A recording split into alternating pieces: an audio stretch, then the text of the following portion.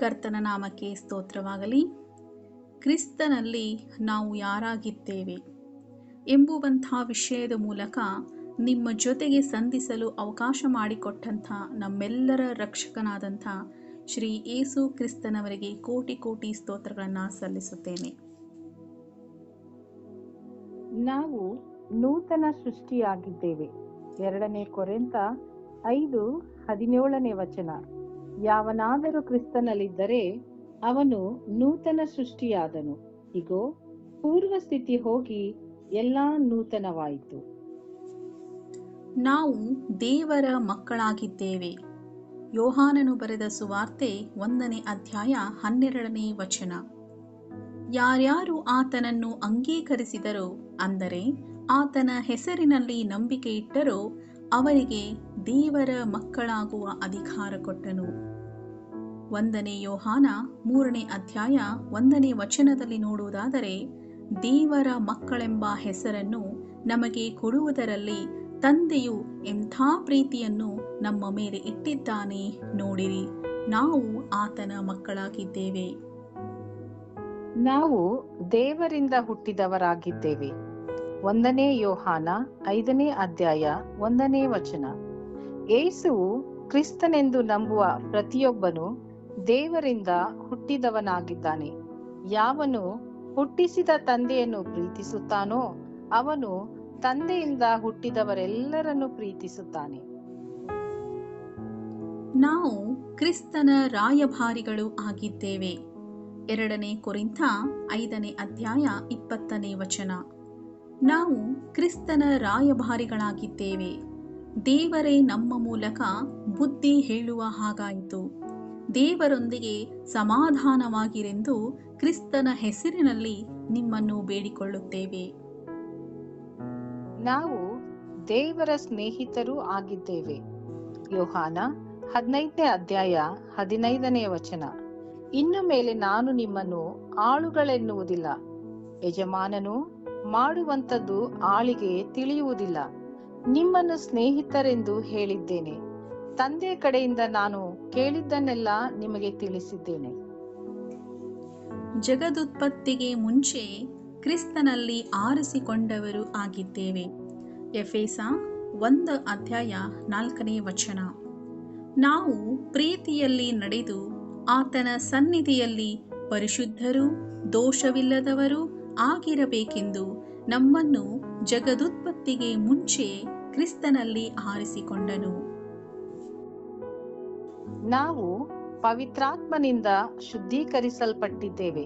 2ನೇ ಥೆಸಲೋನಿಕದವರಿಗೆ ಬರೆದ ಪತ್ರಿಕೆ 2ನೇ ಅಧ್ಯಾಯ 13ನೇ ವಚನ. ಕರ್ತನಿಗೆ ಪ್ರಿಯರಾಗಿರುವ ಸಹೋದರರೇ, ನೀವು ಪವಿತ್ರಾತ್ಮನಿಂದ ಶುದ್ಧೀಕರಿಸಲ್ಪಟ್ಟವರಾಗಿ ಸತ್ಯದ ಮೇಲೆ ನಂಬಿಕೆಯನ್ನಿಟ್ಟು ರಕ್ಷಣೆಯನ್ನು ಪಡೆಯುವುದಕ್ಕಾಗಿ ದೇವರು ನಿಮ್ಮನ್ನು ಆದಿಯಿಂದ ಆರಿಸಿಕೊಂಡದರಿಂದ ನಾವು ನಿಮ್ಮ ವಿಷಯದಲ್ಲಿ ಯಾವಾಗಲೂ ದೇವರಿಗೆ ಕೃತಜ್ಞತಾಸ್ತುತಿ ಮಾಡುವುದಕ್ಕೆ ಬದ್ಧರಾಗಿದ್ದೇವೆ. ನಾವು ನಂಬಿಕೆಯಿಂದ ನೀತಿವಂತರಾಗಿದ್ದೇವೆ. ರೋಮಾಪುರದವರಿಗೆ ಬರೆದ ಪತ್ರಿಕೆ 5ನೇ ಅಧ್ಯಾಯ 1ನೇ ವಚನ. ನಾವು ನಂಬಿಕೆಯಿಂದ ನೀತಿವಂತರಾದ ಕಾರಣ ನಮ್ಮ ಕರ್ತನಾದ ಯೇಸು ಕ್ರಿಸ್ತನ ಮೂಲಕ ದೇವರೊಂದಿಗೆ ಉಂಟಾದ ಸಮಾಧಾನದಲ್ಲಿ ಇರೋಣ. ನಾವು ಕರ್ತನ ಸಂಸರ್ಗದಲ್ಲಿರುವವರಾಗಿದ್ದೇವೆ. 1ನೇ ಕೊರಿಂಥ 6ನೇ ಅಧ್ಯಾಯ 17ನೇ ವಚನ. ಕರ್ತನ ಸಂಸರ್ಗದಲ್ಲಿರುವವರಾದರೋ ಆತನೊಂದಿಗೆ ಒಂದೇ ಆತ್ಮವಾಗಿದ್ದಾನೆ. ನಾವು ಕ್ರಯಕ್ಕೆ ಕೊಳ್ಳಲ್ಪಟ್ಟವರಾಗಿದ್ದೇವೆ. 1ನೇ ಕೊರಿಂಥ 6ನೇ ಅಧ್ಯಾಯ 20ನೇ ವಚನ. ನೀವು ನಿಮ್ಮ ಸ್ವಂತ ಸೊತ್ತಲ್ಲ, ನೀವು ಕ್ರಯಕ್ಕೆ ಕೊಳ್ಳಲ್ಪಟ್ಟವರು ಆದ ಕಾರಣ ನಿಮ್ಮ ದೇಹದಲ್ಲಿ ದೇವರ ಪ್ರಭಾವವನ್ನು ಪ್ರಕಾಶಪಡಿಸಿರಿ. ನಾವು ಕ್ರಿಸ್ತನ ದೇಹದ ಅಂಗಗಳಾಗಿದ್ದೇವೆ. 1ನೇ ಕೊರಿಂಥ 12ನೇ ಅಧ್ಯಾಯ 27ನೇ ವಚನ. ನೀವು ಕ್ರಿಸ್ತನ ದೇಹವು ಮತ್ತು ಒಬ್ಬೊಬ್ಬರಾಗಿ ಅದಕ್ಕೆ ಅಂಗಗಳಾಗಿದ್ದೀರಿ. ನಾವು ಕ್ರಿಸ್ತನ ಪುತ್ರರು ಆಗಿದ್ದೇವೆ. ಎಫೆಸ 1:5-6ನೇ ವಚನ. ಆತನು ತನ್ನ ಕೃಪೆಯನ್ನು ಪ್ರಖ್ಯಾತಿಗೆ ತರಬೇಕೆಂದು ನಮ್ಮನ್ನು ಯೇಸು ಕ್ರಿಸ್ತನ ಮೂಲಕ ತನ್ನ ಪುತ್ರರನ್ನಾಗಿ ಸ್ವೀಕರಿಸುವುದಕ್ಕೆ ದಯಾಪೂರ್ವಕವಾದ ತನ್ನ ಚಿತ್ತಾನುಸಾರವಾಗಿ ಮೊದಲೇ ಸಂಕಲ್ಪ ಮಾಡಿದ್ದನು. ಈ ಕೃಪಾದಾನವು ಆತನ ಪ್ರಿಯನಲ್ಲಿಯೇ ನಮಗೆ ದೊರೆಯಿತು. ನಾವು ಒಬ್ಬನೇ ಆತ್ಮನನ್ನೇ ಹೊಂದಿದವರಾಗಿದ್ದೇವೆ. ಎಫೆಸ 2ನೇ ಅಧ್ಯಾಯ 18ನೇ ವಚನ. ಆತನ ಮೂಲಕ ನೀವು ಒಬ್ಬ ಆತ್ಮನನ್ನೇ ಹೊಂದಿದವರಾಗಿ ತಂದೆಯ ಬಳಿಗೆ ಪ್ರವೇಶಿಸುವುದಕ್ಕೆ ಮಾರ್ಗವಾಯಿತು. ನಾವು ಪಾಪದಿಂದ ಬಿಡುಗಡೆ ಹೊಂದಿದವರಾಗಿದ್ದೇವೆ. ಕೊಲಸ್ಸೆ 1:14ನೇ ವಚನ. ಆ ಕುಮಾರನಲ್ಲಿ ನಮ್ಮ ಪಾಪಗಳು ಪರಿಹಾರವಾಗಿ ನಮಗೆ ಬಿಡುಗಡೆಯಾಯಿತು. ನಾವು ಕ್ರಿಸ್ತನಲ್ಲಿ ಪರಿಪೂರ್ಣತೆಯನ್ನು ಹೊಂದಿದವರಾಗಿದ್ದೇವೆ. ಕೊಲಸ್ಸೆ 2ನೇ ಅಧ್ಯಾಯ 10ನೇ ವಚನ. ನೀವು ಆತನಲ್ಲಿದ್ದುಕೊಂಡೇ ಪರಿಪೂರ್ಣತೆಯನ್ನು ಹೊಂದಿದವರಾಗಿದ್ದೀರಿ. ನಾವು ಪಾಪದ ಪಾಲಿಗೆ ಸತ್ತವರು, ದೇವರಿಗಾಗಿ ಜೀವಿಸುವವರು ಆಗಿದ್ದೇವೆ. ರೋಮಾಪುರದವರಿಗೆ ಬರೆದ ಪತ್ರಿಕೆ 6ನೇ ಅಧ್ಯಾಯ 9ರಿಂದ 11ನೇ ವಚನ. ನಾವು ಯಾಕಂದರೆ ಕ್ರಿಸ್ತನು ಸತ್ತ ಮೇಲೆ ಜೀವಿತನಾಗಿ ಎದ್ದು ಬಂದದರಿಂದ ಆತನು ಇನ್ನು ಮುಂದೆ ಸಾಯತಕ್ಕವನಲ್ಲ, ಮರಣವು ಇನ್ನು ಆತನನ್ನು ಆಳುವುದಿಲ್ಲವೆಂದು ನಮಗೆ ತಿಳಿದದೆ. ಆತನು ಸತ್ತದ್ದು ಒಂದೇ ಸಾರಿ, ಅದು ಪಾಪದ ಪಾಲಿಗೆ. ಆತನು ಜೀವಿಸುವುದು ದೇವರಿಗಾಗಿಯೇ. ಅದೇ ಪ್ರಕಾರ ನೀವು ಸಹ ನಿಮ್ಮನ್ನು ಕ್ರಿಸ್ತ ಯೇಸುವಿನ ಐಕ್ಯದಿಂದ ಪಾಪದ ಪಾಲಿಗೆ ಸತ್ತವರು, ದೇವರಿಗಾಗಿ ಜೀವಿಸುವವರು ಎಂದು ಎಣಿಸಿಕೊಳ್ಳಿರಿ. ನಮಗೆ ಅಪರಾಧ ನಿರ್ಣಯವು ಈಗ ಇಲ್ಲವೇ ಇಲ್ಲ. ರೋಮಾಪುರದವರಿಗೆ ಬರೆದ ಪತ್ರಿಕೆ 8ನೇ ಅಧ್ಯಾಯ 1 ಮತ್ತು 2ನೇ ವಚನ. ಆದುದರಿಂದ ಕ್ರಿಸ್ತ ಯೇಸುವಿನಲ್ಲಿ ಇರುವವರಿಗೆ ಅಪರಾಧ ನಿರ್ಣಯವು ಈಗ ಇಲ್ಲವೇ ಇಲ್ಲ. ಯಾಕೆಂದರೆ ಜೀವವನ್ನುಂಟು ಮಾಡುವ ಪವಿತ್ರಾತ್ಮನಿಂದಾದ ನಿಯಮವು ನಿನ್ನನ್ನು ಪಾಪ ಮರಣಗಳಿಗೆ ಕಾರಣವಾದ ನಿಯಮದಿಂದ ಕ್ರಿಸ್ತ ಯೇಸುವಿನ ಮೂಲಕ ಬಿಡಿಸಿತು. ನಾವು ದೇವರ ಸಂಕಲ್ಪದ ಮೇರೆಗೆ ಕರೆಯಲ್ಪಟ್ಟವರು ಆಗಿದ್ದೇವೆ. ರೋಮಾಪುರದವರಿಗೆ ಬರೆದ ಪತ್ರಿಕೆ 8ನೇ ಅಧ್ಯಾಯ 28ನೇ ವಚನ. ಇದಲ್ಲದೆ ದೇವರ ಸಂಕಲ್ಪದ ಮೇರೆಗೆ ಕರೆಯಲ್ಪಟ್ಟು ಆತನನ್ನು ಪ್ರೀತಿಸುವವರ ಹಿತಕ್ಕಾಗಿ ಎಲ್ಲಾ ಕಾರ್ಯಗಳು ಅನುಕೂಲವಾಗುತ್ತವೆ ಎಂದು ನಮಗೆ ಗೊತ್ತದೆ. ನಾವು ಕ್ರಿಸ್ತನೊಂದಿಗೆ ಎಬ್ಬಿಸಲ್ಪಟ್ಟಿರುವವರು ಆಗಿದ್ದೇವೆ. ಕೊಲಸ್ಸೆ 3ನೇ ಅಧ್ಯಾಯ 1ನೇ ವಚನ. ಆದ ಕಾರಣ ನೀವು ಕ್ರಿಸ್ತನೊಂದಿಗೆ ಎಬ್ಬಿಸಲ್ಪಟ್ಟಿರುವುದರಿಂದ ಮೇಲಿರುವುಗಳನ್ನು ಹುಡುಕಿರಿ, ಅಲ್ಲಿ ಕ್ರಿಸ್ತನು ದೇವರ ಬಲಗಡೆಯಲ್ಲಿ ಆಸನಾರೂಢನಾಗಿದ್ದಾನೆ. ನಾವು ಪರಲೋಕ ಸಂಸ್ಥಾನದವರು ಆಗಿದ್ದೇವೆ. ಫಿಲಿಪ್ಪಿ 3:18ರಿಂದ 20ನೇ ವಚನ. ಅನೇಕರು ಕ್ರಿಸ್ತನ ಶಿಲುಬೆಗೆ ವಿರೋಧಿಗಳಾಗಿ ನಡೆಯುತ್ತಾರೆ. ಅವರ ವಿಷಯದಲ್ಲಿ ನಿಮಗೆ ಎಷ್ಟೋ ಸಾರಿ ಹೇಳಿದೆನು, ಈಗಲೂ ಅಳುತ್ತಾ ಹೇಳುತ್ತೇನೆ. ನಾಶನವೇ ಅವರ ಅಂತ್ಯಾವಸ್ಥೆ, ಹೊಟ್ಟೆಯೇ ಅವರ ದೇವರು, ನಾಚಿಕೆ ಕೆಲಸಗಳಲ್ಲಿಯೇ ಅವರ ಗೌರವವು. ಅವರು ಪ್ರಪಂಚದ ಕಾರ್ಯಗಳ ಮೇಲೆ ಮನಸ್ಸಿಡುವವರು. ನಾವಾದರೂ ಪರಲೋಕ ಸಂಸ್ಥಾನದವರು. ಕರ್ತನಾದ ಯೇಸು ಕ್ರಿಸ್ತನು ಅಲ್ಲಿಂದಲೇ ರಕ್ಷಕನಾಗಿ ಬರುವುದನ್ನು ಎದುರು ನೋಡುತ್ತಾ ಇದ್ದೇವೆ. ನಾವು ಬಲ, ಪ್ರೀತಿ, ಶಿಕ್ಷಣಗಳ ಆತ್ಮವನ್ನ ಹೊಂದಿದವರಾಗಿದ್ದೇವೆ. 2ನೇ ತಿಮೋಥಿಯನಿಗೆ ಬರೆದ ಪತ್ರಿಕೆ 1ನೇ ಅಧ್ಯಾಯ 7ನೇ ವಚನ. ದೇವರು ನಮಗೆ ಕೊಟ್ಟಿರುವ ಆತ್ಮವು ಬಲ, ಪ್ರೀತಿ, ಶಿಕ್ಷಣಗಳ ಆತ್ಮವೇ ಹೊರತು ಹೇಡಿತನದ ಆತ್ಮವಲ್ಲ. ನಾವು ಭೂಮಿಗೆ ಉಪ್ಪು ಮತ್ತು ಲೋಕಕ್ಕೆ ಬೆಳಕು ಆಗಿದ್ದೇವೆ. ಮತ್ತಾಯನು ಬರೆದ ಸುವಾರ್ತೆ 5ನೇ ಅಧ್ಯಾಯ 13ರಿಂದ 14ನೇ ವಚನ. ನೀವು ಭೂಮಿಗೆ ಉಪ್ಪಾಗಿದ್ದೀರಿ. ಉಪ್ಪು ಸಪ್ಪಗಾದರೆ ಅದಕ್ಕೆ ಇನ್ನಾತರಿಂದ ಉಪ್ಪಿನ ರುಚಿ ಬಂದಿತು. ಜನರು ಅದನ್ನು ಹೊರಗೆ ಹಾಕಿ ತುಳಿಯುವುದಕ್ಕೆ ಅದು ಯೋಗ್ಯವೇ ಹೊರತು ಮತ್ತಾವ ಕೆಲಸಕ್ಕೂ ಬಾರದು. ನೀವು ಲೋಕಕ್ಕೆ ಬೆಳಕಾಗಿದ್ದೀರಿ. ಗುಡ್ಡದ ಮೇಲೆ ಕಟ್ಟಿರುವ ಊರು ಮರೆಯಾಗಿರಲಾರದು. ನಾವು ದೇವರಿಂದ ಹುಟ್ಟಿರುವವರು ಆಗಿದ್ದೇವೆ.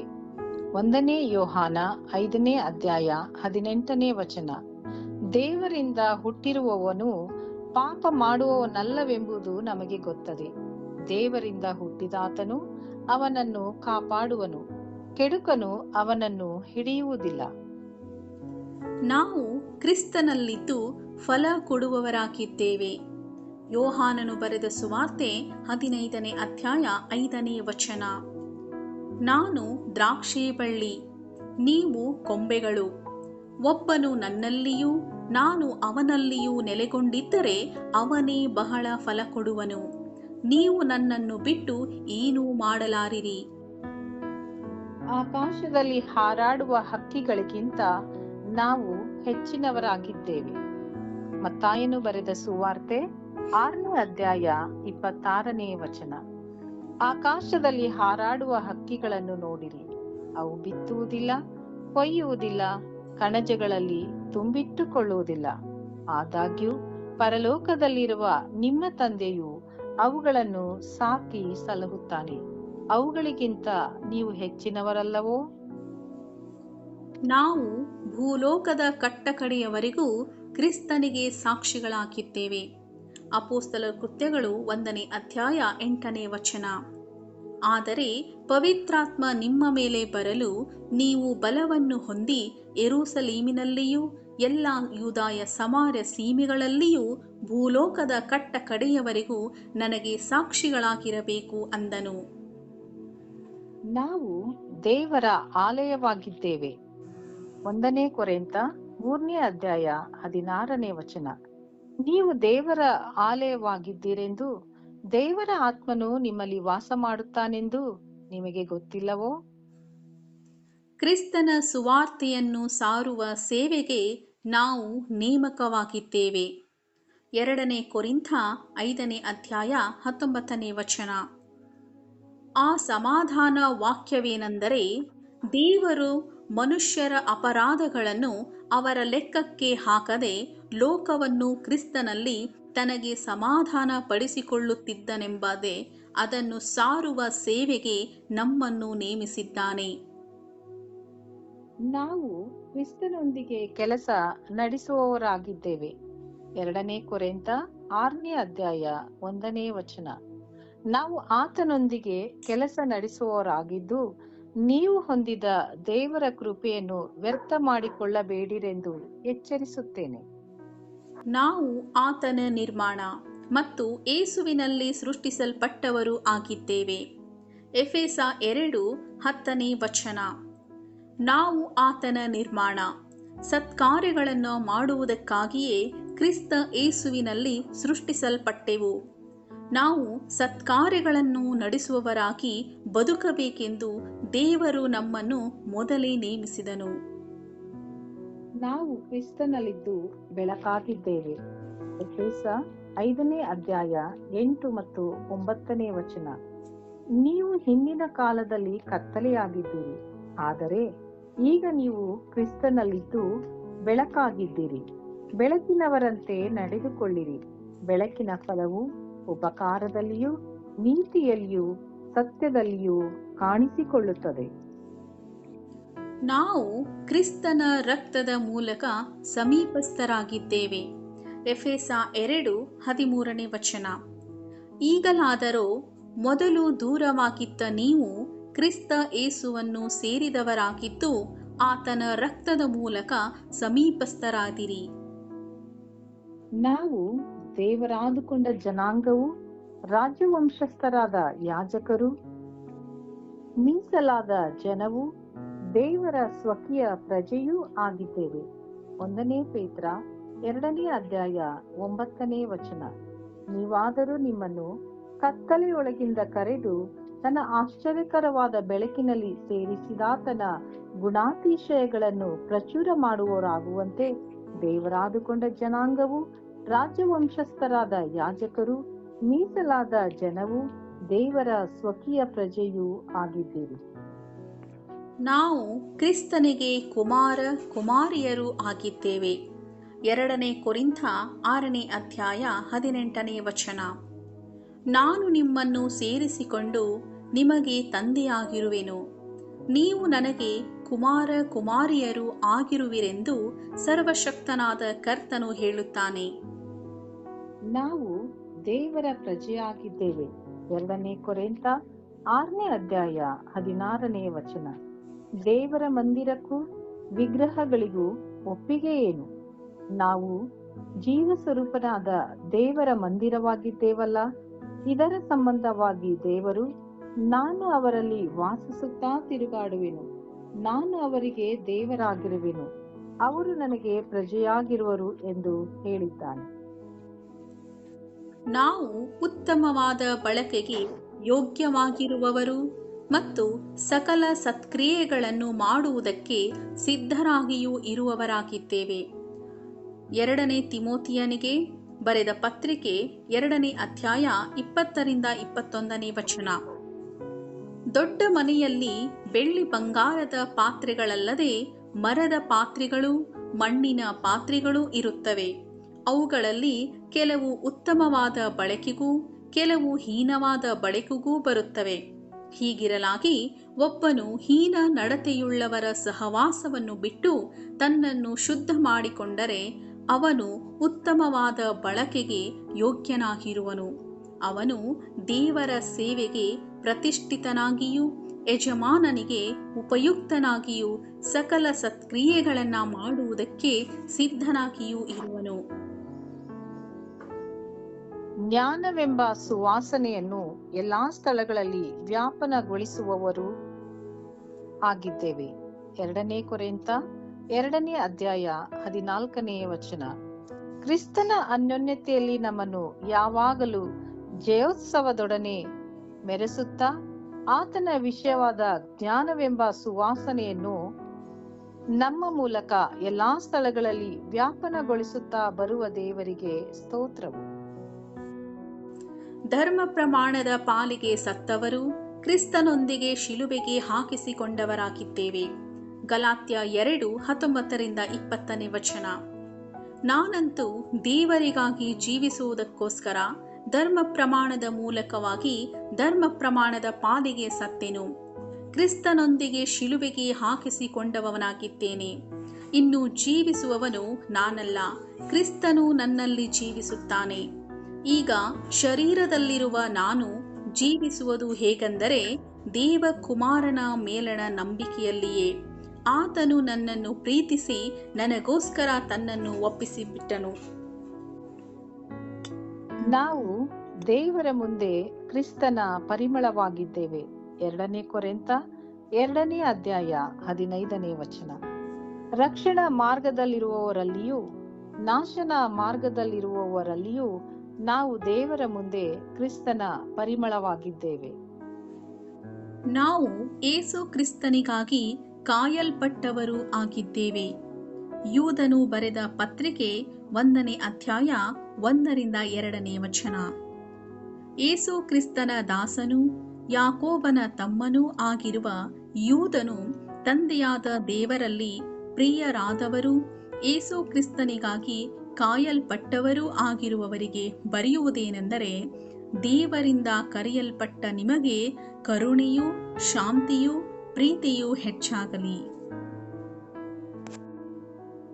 ಕ್ರಿಸ್ತನಲ್ಲಿ ನಾವು ಯಾರು ಎಂಬುದನ್ನು ತಿಳಿದುಕೊಳ್ಳಲು ಕೃಪೆ ನೀಡಿದಂತ ದೇವರಿಗೆ ಕೋಟಿ ಕೋಟಿ ಸ್ತೋತ್ರಗಳನ್ನ ಸಲ್ಲಿಸುತ್ತಾ, ಬನ್ನಿ ನಾವೆಲ್ಲರೂ ಒಂದೇ ಮನಸ್ಸಿನಿಂದ ಜೀವಕರವಾದ ವಾಕ್ಯಗಳನ್ನ ಅರಿಕೆ ಮಾಡಿಕೊಂಡು ದೇವರಿಂದ ಆಶೀರ್ವಾದವನ್ನ ಹೊಂದಿಕೊಳ್ಳೋಣ. ನಾವು ನೂತನ ಸೃಷ್ಟಿಯಾಗಿದ್ದೇವೆ.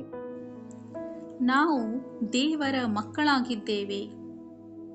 ನಾವು ದೇವರಿಂದ ಹುಟ್ಟಿದವರಾಗಿದ್ದೇವೆ. ನಾವು ಕ್ರಿಸ್ತನ ರಾಯಭಾರಿಗಳು ಆಗಿದ್ದೇವೆ. ನಾವು ದೇವರ ಸ್ನೇಹಿತರೂ ಆಗಿದ್ದೇವೆ. ನಾವು ಜಗದುತ್ಪತ್ತಿಗೆ ಮುಂಚೆ ಕ್ರಿಸ್ತನಲ್ಲಿ ಆರಿಸಿಕೊಂಡವರು ಆಗಿದ್ದೇವೆ. ನಾವು ಪವಿತ್ರಾತ್ಮನಿಂದ ಶುದ್ಧೀಕರಿಸಲ್ಪಟ್ಟಿದ್ದೇವೆ. ನಾವು ನಂಬಿಕೆಯಿಂದ ನೀತಿವಂತರಾಗಿದ್ದೇವೆ. ನಾವು ಕರ್ತನ ಸಂಸರ್ಗದಲ್ಲಿರುವವರಾಗಿದ್ದೇವೆ. ನಾವು ಕ್ರಯಕ್ಕೆ ಕೊಳ್ಳಲ್ಪಟ್ಟವರಾಗಿದ್ದೇವೆ. ನಾವು ಕ್ರಿಸ್ತನ ದೇಹದ ಅಂಗಗಳಾಗಿದ್ದೇವೆ. ನಾವು ಕ್ರಿಸ್ತನ ಪುತ್ರರು ಆಗಿದ್ದೇವೆ. ನಾವು ಒಬ್ಬನೇ ಆತ್ಮನನ್ನೇ ಹೊಂದಿದವರಾಗಿದ್ದೇವೆ. ನಾವು ಪಾಪದಿಂದ ಬಿಡುಗಡೆ ಹೊಂದಿದವರಾಗಿದ್ದೇವೆ. ನಾವು ಕ್ರಿಸ್ತನಲ್ಲಿ ಪರಿಪೂರ್ಣತೆಯನ್ನ ಹೊಂದಿದವರಾಗಿದ್ದೇವೆ. ನಾವು ಪಾಪದ ಪಾಲಿಗೆ ಸತ್ತವರು, ದೇವರಿಗಾಗಿ ಜೀವಿಸುವವರು ಆಗಿದ್ದೇವೆ. ನಮಗೆ ಅಪರಾಧ ನಿರ್ಣಯವು ಈಗ ಇಲ್ಲವೇ ಇಲ್ಲ. ನಾವು ದೇವರ ಸಂಕಲ್ಪದ ಮೇರೆಗೆ ಕರೆಯಲ್ಪಟ್ಟವರು ಆಗಿದ್ದೇವೆ. ನಾವು ಕ್ರಿಸ್ತನೊಂದಿಗೆ ಎಬ್ಬಿಸಲ್ಪಟ್ಟಿರುವವರು ಆಗಿದ್ದೇವೆ. ನಾವು ಪರಲೋಕ ಸಂಸ್ಥಾನದವರು ಆಗಿದ್ದೇವೆ. ನಾವು ಬಲ, ಪ್ರೀತಿ, ಶಿಕ್ಷಣಗಳ ಆತ್ಮವನ್ನು ಹೊಂದಿದವರಾಗಿದ್ದೇವೆ. ನಾವು ಭೂಮಿಗೆ ಉಪ್ಪು ಮತ್ತು ಲೋಕಕ್ಕೆ ಬೆಳಕು ಆಗಿದ್ದೇವೆ. ನಾವು ದೇವರಿಂದ ಹುಟ್ಟಿರುವವರು ಆಗಿದ್ದೇವೆ. ನಾವು ಕ್ರಿಸ್ತನಲ್ಲಿದ್ದು ಫಲ ಕೊಡುವವರಾಗಿದ್ದೇವೆ. ಆಕಾಶದಲ್ಲಿ ಹಾರಾಡುವ ಹಕ್ಕಿಗಳಿಗಿಂತ ನಾವು ಹೆಚ್ಚಿನವರಾಗಿದ್ದೇವೆ. ನಾವು ಭೂಲೋಕದ ಕಟ್ಟಕಡೆಯವರೆಗೂ ಕ್ರಿಸ್ತನಿಗೆ ಸಾಕ್ಷಿಗಳಾಗಿದ್ದೇವೆ. ನಾವು ದೇವರ ಆಲಯವಾಗಿದ್ದೇವೆ. ಕ್ರಿಸ್ತನ ಸುವಾರ್ತೆಯನ್ನ ಸಾರುವ ಸೇವೆಗೆ ನಾವು ನೇಮಕವಾಗಿದ್ದೇವೆ. ನಾವು ಕ್ರಿಸ್ತನೊಂದಿಗೆ ಕೆಲಸ ನಡೆಸುವವರಾಗಿದ್ದೇವೆ.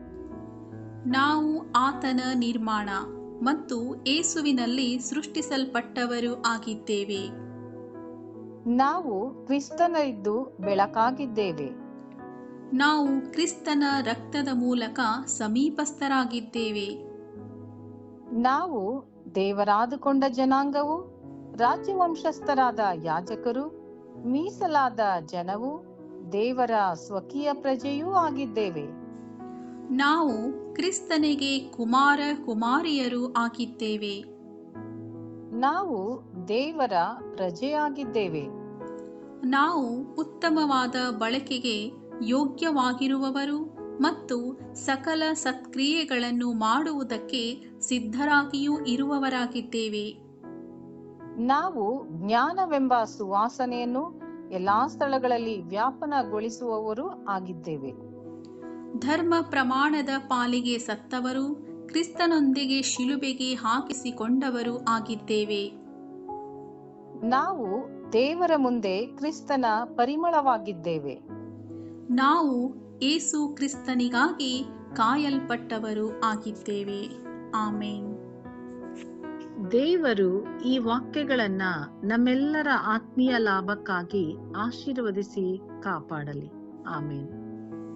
ದಯಮಾಡಿ ಈ ವಿಡಿಯೋವನ್ನ ಲೈಕ್ ಮಾಡಿ, ಶೇರ್ ಮಾಡಿ ಮತ್ತು ಸಬ್ಸ್ಕ್ರೈಬ್ ಮಾಡಿ.